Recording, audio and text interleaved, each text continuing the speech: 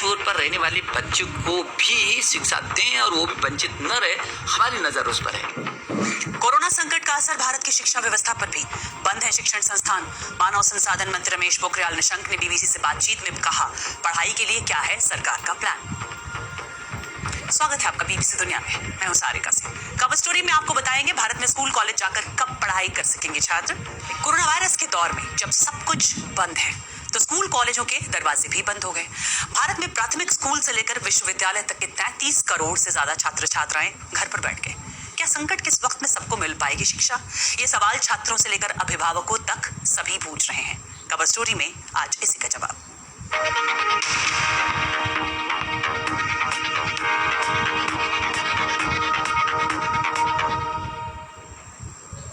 इस महामारी और लॉकडाउन का असर भारत समेत दुनिया भर के लगभग 70% छात्रों पर पड़ा है। पर अब जब धीरे धीरे लॉकडाउन में ढील दी जा रही है तो कई देशों में स्कूल भी खुलने लगे हैं। ब्रिटेन में प्राइमरी स्कूल खुले तो 1 से लेकर 6 साल तक के बच्चों ने स्कूल का रुख किया। नीदरलैंड में बच्चे जब स्कूल पहुंचे तो स्कूल और साथ ही तो वही थे, पर पढ़ाई और खेल दोनों का माहौल वहां बदला सा था। बच्चों को नए नियमों का पालन करना पड़ रहा है, हर चीज में दूरी बरतनी पड़ रही है। लेकिन वहीं जब दक्षिण कोरिया में स्कूल खुले तो सुरक्षा के इंतजाम नाकाफी थे और स्कूलों को दूसरे दिन ही बंद करना पड़ा। इसराइल में भी 7,000 छात्रों को क्वारंटीन किया गया है। 40 से ज्यादा स्कूल बंद कर दिए गए हैं और अब भारत में भी स्कूल खोलने की चर्चा है।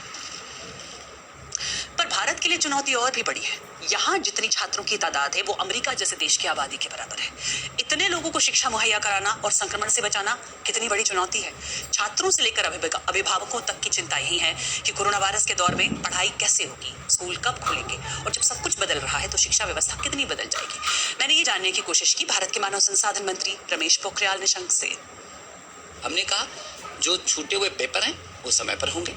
सीबीएसई के जो पेपर हैं उसकी तिथियां निश्चित की हैं कि इस 1 जुलाई से 15 जुलाई तक वो पेपर होंगे। हमने कहा कि जो नीट है, जेईई है, मेंस और मेन के अलावा जो जेईई एडवांस है, इन सब की तिथियों को भी हमने निश्चित किया। क्या बहुत बड़ा टास्क नहीं है सोशल डिस्टेंसिंग के इस दौर में? कैसे करेंगे उतने सारे क्लासरूम का अरेंजमेंट? या कैसे इतने बड़ी तादाद में स्टूडेंट्स एक साथ परीक्षा देंगे? देखिए, हमारे सीबीएसई बोर्ड के लगभग 71 प्रश्न पत्र तो हो गए थे। अब जो 29 विषय रह गए हैं जो प्रश्न पत्र, केवल हमें उनका ही करना है और उसके लिए भी हमने ये तय किया है कि उनको एक जगह से दूसरी जगह जाने की ज़रूरत नहीं है। वैसे तो सीबीएसई के हमारे लगभग 5,000 से भी अधिक को परीक्षा के केंद्र थे, लेकिन उनको अब हमने उन केंद्रों पर नहीं जाएंगे बच्चे, अब जाएंगे बच्चे तो अपने ही स्कूल में उनकी परीक्षा होगी। लेकिन उस ग्रेट डिजिटल डिवाइड का क्या जो इंडिया में है? आज भी 23-24% लोगों के ही घरों में इंटरनेट है और गाँव में कई बच्चे तो मोबाइल फोन पर ही डिपेंडेंट हैं। उनके पास डेस्कटॉप भी नहीं होता है कि वो पढ़ाई करें। तो ऐसे में आपको क्या लग रहा है कि सबको शिक्षा मिल रही है ऑनलाइन पूरी? देखिए, अचानक ये जो परिस्थिति आई ये किसी को भी पता नहीं था और उसको कुछ नहीं मिलने से कुछ मिल रहा है, बल्कि कुछ से और आगे मिल रहा है।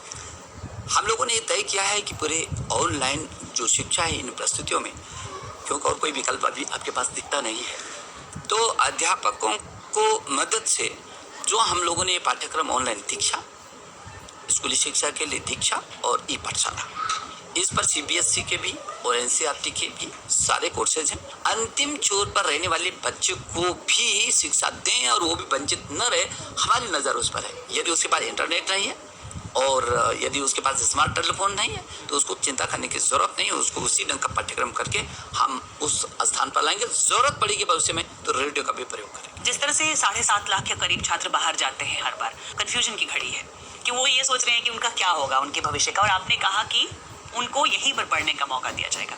क्या इसके लिए इंफ्रास्ट्रक्चर तैयार है भारत में? देखिए, मैं उन छात्रों से और उनके अभिभावकों से, दोनों से मैं अपील करूंगा कि उनको बाहर जाने की ज़रूरत नहीं है।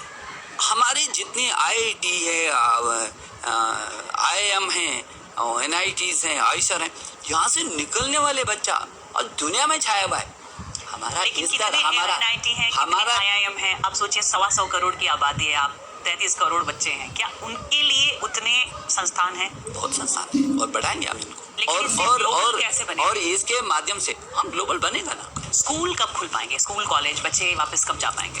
हम आशा कर रहे हैं कि 15 अगस्त तक हम उसका रिजल्ट भी घोषित करेंगे। ये नई परीक्षाओं का प्लस जो तो परीक्षा स्कूल कॉलेज फिर अगस्त के बाद ही खुल पाएंगे? बिल्कुल अगस्त के बाद स्कूलों को खोलने की परिस्थितियां बनेगी।